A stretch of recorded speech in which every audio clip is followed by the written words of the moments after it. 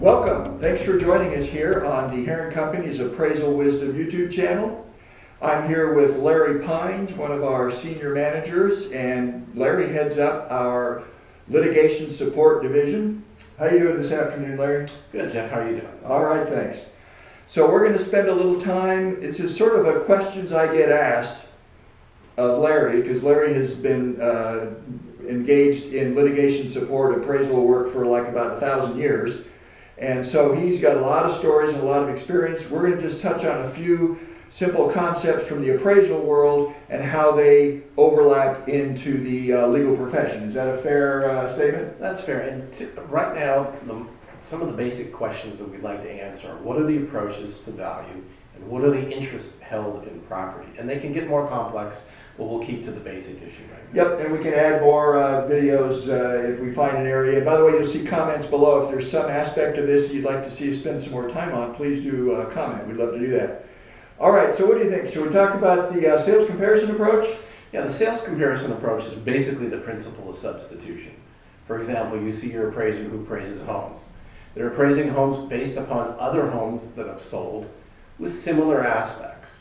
And we see that in our commercial world as well, with single-use industrial buildings, single-use retail buildings. It's really taking other properties that are similar, finding out what they sold for, and applying it to the property that we're appraising. And sales comparison approach, sometimes it's actually the sales comparison approach land value, right? If we're doing land, it applies to improved properties and also land. That's right. We do also vacant land, which can be more complicated depending upon the zoning and the municipality that they exist in. Okay, and so then there's the famous cost approach. So talk to me about the cost approach.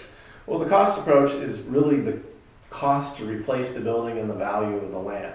And the building would include depreciation. So some kind of accrued depreciation and then adding the land value and maybe some developer's incentive to build the property. Now in recent years, especially for lender work, and really even I think for different assignments, cost approach is oftentimes not included because it's for one reason or another not relevant, a buyer's not likely to use it. So comment on that, and then the fact that, but there are times when we actually do want to include the cost approach. Yes, the cost approach when it's difficult to figure out the depreciation, number one, and when land sales are scarce, we probably not want to rely upon the cost approach. However, if it's a scenario where we have to provide a reproduction approach, the exact replica of the property versus a replacement cost, something that is similar and comparable in utility, then maybe we can eliminate the cost approach in that case. Good.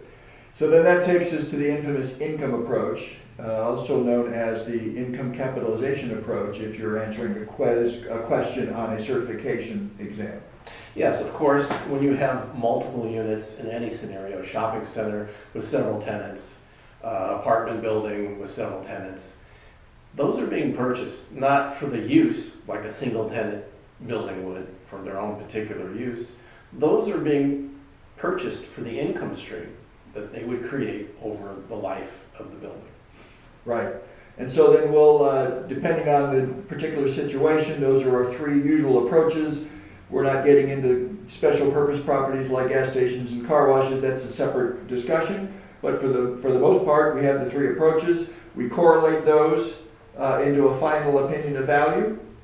Yes, and then we decide, sometimes they're quasi, like a duplex. Well, you're buying it for the two units, you're buying it for the income, but some people buy it for their own use and their family's use.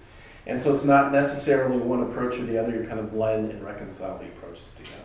So we'll come back in another video and pursue some of these further. I would encourage you to check out, Larry has a nice discussion in another video about expert witness testimonies, kind of some do's and don'ts and differences between a jury trial and hearing it by a judge. So I'd encourage you to check those out. You see the subscribe button so you can be apprised of any new videos that come out. Feel free to share this with anybody at your firm that might benefit. Thanks very much for being with us, and we'll see you in the next video. Thank you.